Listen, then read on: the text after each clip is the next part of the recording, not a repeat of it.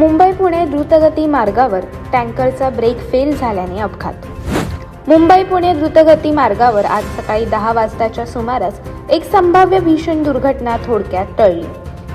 कोचीहून गुजरातकडे 21 टन क्षमतेचा propylene gas वाहून नेणारा टँकर बोरघाट परिसरात येत असताना चालकाच्या लक्षात आले की वाहनाचे ब्रेक निकामी झाले आहेत। समोर तीव्र उतार आणि धोकादायक वळणे असल्याने मोठा अनर्थ ओढवण्याची शक्यता होती।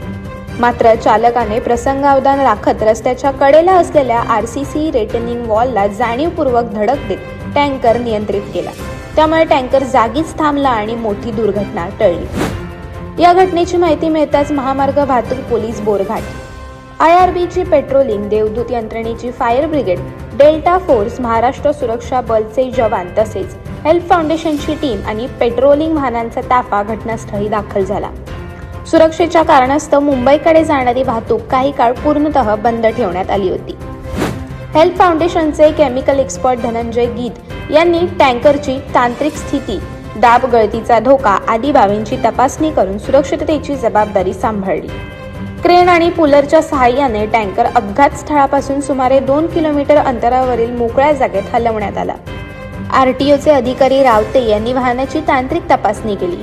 खोपोली पोलीस स्टेशनमध्ये या अपघाताची नोंद करण्यात आली आहे।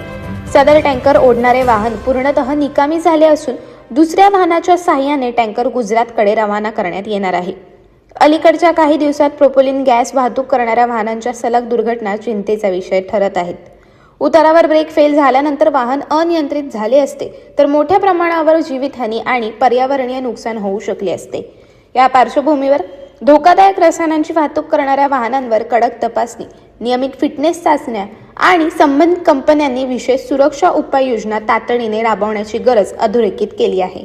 अशाच अनेक घटना आणि बातम्या जाणून घेण्यासाठी सबस्क्राईब करा आमचे YouTube चॅनल KV न्यूज आणि इन्स्टा पेज कृषीवल न्यूजला फॉलो करा।